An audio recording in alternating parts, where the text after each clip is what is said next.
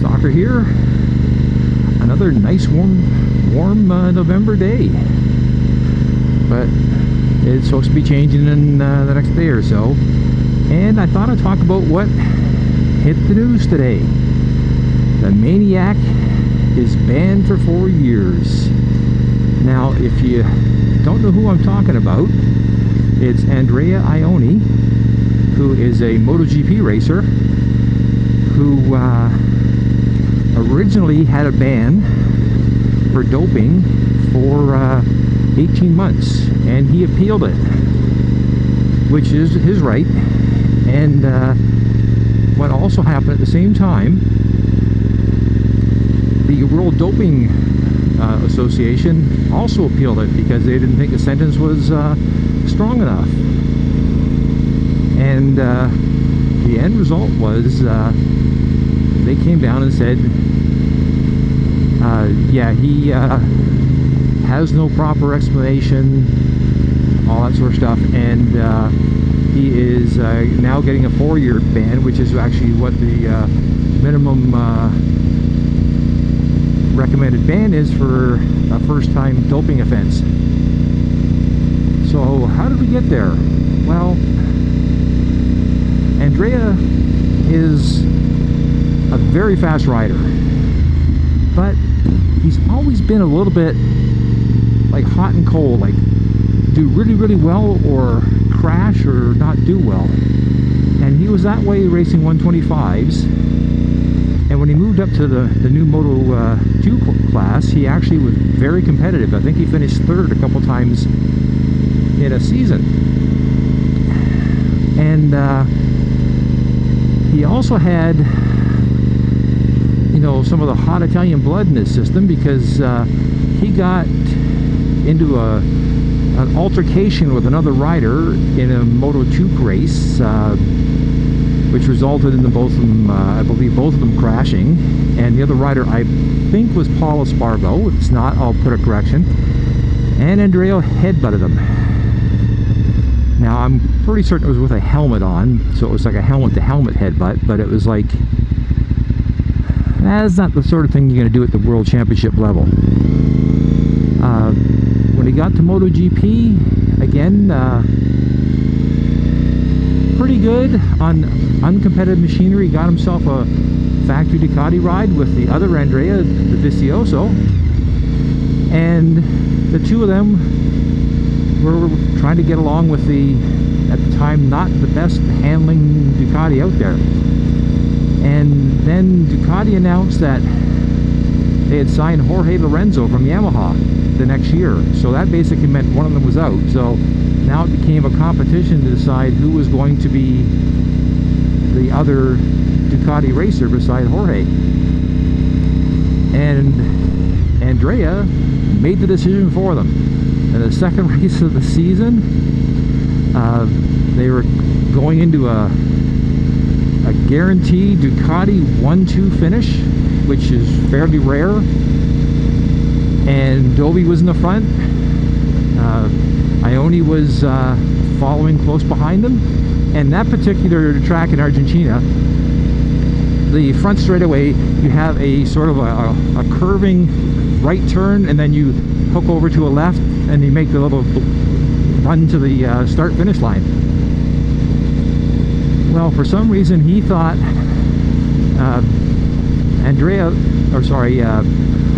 Iannone thought he could put two great big Ducatis in a space where barely one fit. And he took out Dovi, who was leading the race, and he also took himself out. So instead of having a 1-2 finish, I can't even remember who won the race, because that whole event just sort of like shocked me. And right then and there, you knew that, you know, the Maniac, as he's called, because that's the reason why, sort of the way he rides sometimes, had made Ducati's decision pretty easy. And at the end of the season, he was done with Ducati. And Dovi went on to finish third in the championship to Marc Marquez, like 3 years in a row. Again, with a Ducati that doesn't like to turn. So Iannone then went to Suzuki to take the place of Maverick Vinales, who is now moving to Yamaha to take Jorge Lorenzo's place, you know, musical chairs. And the other Suzuki rider, Alex Rins, was injured. So Iannone had to help the factory make decisions about what engine to use and where the direction the team was going to be going for the next season. And he guessed wrong very, very badly. And the next season, the Suzuki bike was a horrible bike. And I think he was only on the Suzuki team for a season before he went to Aprilia, which then it was a very small, and still is actually a small team. And he was going to be teamed with Aleix Espargaro. Well, they were coming up for the first practice of the season where they have to make decisions about their bikes, and Iannone was a no-show. He couldn't make it, and apparently he'd had some plastic surgery on his face, on his jawline, and because of that he couldn't put a helmet on and couldn't show up for the test. Now, the one thing about him was he's very smart on social media. He had a social media account, and he had, I think, 25,000 followers, you know, in a time where, you know, most sports people would have, like, if they got a 5,000 or 6,000, that was spectacular. Like, it's not the million subscribers like we have nowadays. And this was all for his you know, he has a product line. He has like men cologne, he has a clothing line and all that sort of stuff. So he's, outside of racing, he's actually pretty active. But sometimes you sort of wonder what his dedication and determination for racing. And then a little while later, it came out that he had failed a drug test. I can't remember the name of the drug. I'll probably say it wrong or pronounce it wrong. I will put it up here. And it's a banned aerobatic steroid. And so he asked for his second test to be tested, and it came back positive. So then they had a, you know, which was basically a hearing with the FIM to decide what's going to happen. FIM, basically Iannone's defense was he had served meat from this particular restaurant that obviously was tainted with steroids. But steroids are known to be in, you know, the cattle industry. So but he couldn't remember the restaurant. He couldn't remember the what type of meat he ate. So what happened was the FIM decided to give him an 18-month ban, and then he appealed it because he, you know, obviously his career would be over because he's in his early 30s, and so they had to wait for a hearing. And while this is going on, Aprilia is a rider short, but they're sticking by their man. And right now, like, Aprilia had been looking for someone to replace him for next season in case the ban was upheld, but they couldn't sign anybody. So the end result was that they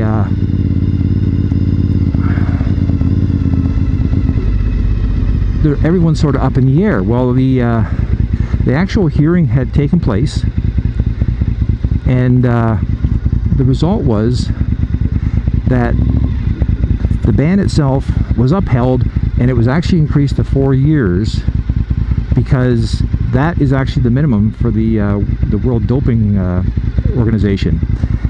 And that basically has more to do with the Olympics and motor racing, but basically that's it.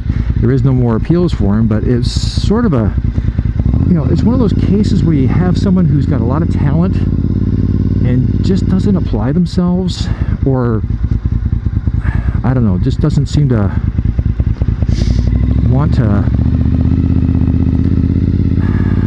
you know, do the work. And the end result was he is now out of MotoGP, and Aprilia has to find a new rider. And of course, there's not a lot of riders out there, so we're going to have to see exactly what happens. So anyways, hope you find that interesting. Oh, nice VFR. Deathstalker signing off.